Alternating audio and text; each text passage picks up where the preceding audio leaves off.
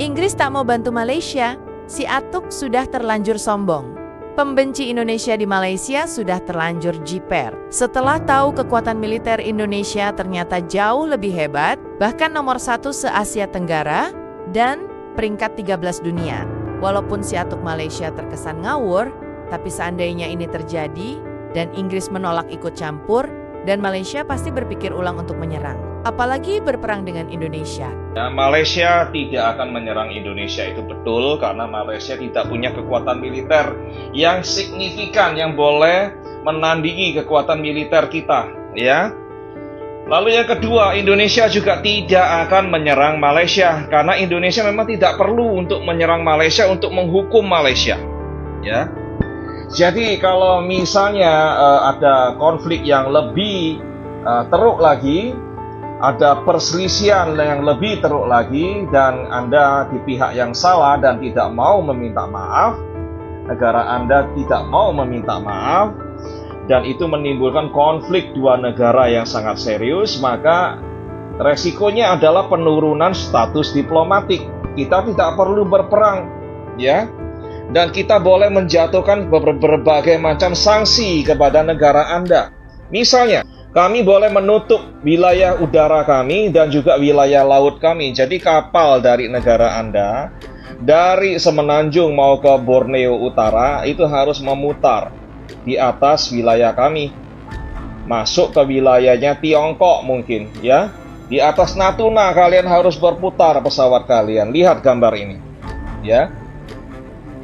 Dan tolong lihat gambar ini, pesawat Anda ya yang mau ke Australia harus memutari Pulau Sumatera, masuk ke wilayah Thailand, ya, lalu masuk ke arah utaranya Aceh, lalu berputar balik di Samudra Hindia di tepi di sebelah barat Pulau Sumatera, ya, di daerah ruang udara internasional, ya.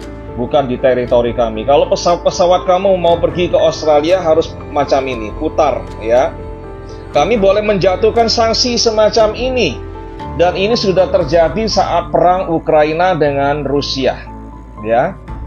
Negara-negara yang bertikai menjatuhkan sanksi, pesawat-pesawat Rusia tidak boleh lewat Eropa.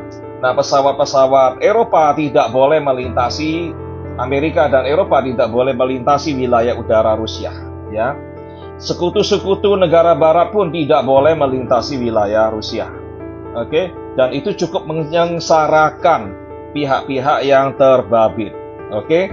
Jadi saran saya, mari kita berjiran elok-elok. Bila terjadi insiden semacam yang terjadi kemarin, jangan ditutup-tutupi. Pihak yang salah harus dihukum sesuai undang-undang.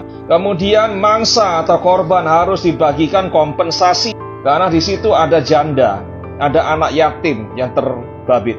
Oke, bapaknya sudah meninggal dunia atau terluka, cacat. Itu harus ada pertanggungjawaban moral dan finansial. Kalau sampai kasusnya direkayasa, ada ini dan itu, ya, tidak mau mengakui kesalahan, ya, bisa jadi ada sanksi-sanksi seperti ini. Saya harap ini tidak terjadi. Dan saya mohon kalian ini orang-orang Malaysia harus belajar untuk menghormati jiran-jiran yang lain. Jangan kecoh-kecoh. Jangan kecoh-kecoh, khususnya di media sosial. Jangan sombong. Jangan mencabar negara-negara jiran lainnya, baik Indonesia, Thailand, Filipina, dan lain-lain. Hormati. Kalau kalian nak menjaga negara kalian dari pendatang asing tanpa izin, pastikan warga negara Anda tidak melanggar akta immigration. Majikan, pemilik rumah, itulah yang dipastikan tidak melanggar akta immigration. Bila mereka menaati undang-undang, tidak ada orang asing yang akan datang ke negara Anda dan bekerja secara ilegal. Itulah masalahnya. Kalian mau serius menegakkan undang-undang yang menghukum warga negara kalian sendiri yang melanggar undang-undang atau tidak? Ini kembali kepada Anda. Dan tolong, ya, jangan melakukan provokasi untuk memecah belah negara kesatuan Republik Indonesia. Kami bukan orang bodoh. Negara kami selalu memantau segala macam drama dan sandiwara di negara Anda.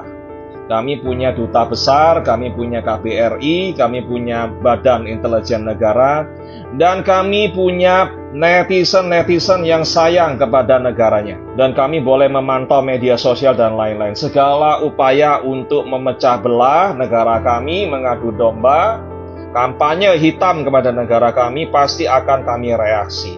Jangan mencabar kesabaran kami. Itu jawaban saya buat Anda. Menurut kamu militer siapa sih yang lebih unggul, Indonesia atau Malaysia? Jika ditelisik secara rinci, Global Firepower mencatat bahwa setidaknya militer Indonesia berjumlah 1.080.000 personil yang aktif, 400.000 jiwa militer cadangan, dan 250.000 jiwa paramiliter. Kekuatan militer Indonesia pun terbagi menjadi 3 bagian, kekuatan darat, laut, dan udara. Bisa kita cek list detailnya seperti ini. Lalu bagaimana dengan kekuatan militer Malaysia? Yang pertama, Malaysia hanya memiliki 144 alat tempur udara. Kekuatan daratnya hanya ditopang oleh 1.708 kendaraan lapis baja dan 48 tank. Sementara di laut, Malaysia hanya memiliki 82 armada tempur. Untuk total kekuatan militer yang aktif adalah 110.000 jiwa, sementara cadangan militer Malaysia adalah 51.600 jiwa. Jadi sudah kejauh dong ya, militer siapa yang terkuat. Belum lagi parlemen Malaysia bingung dan membandingkan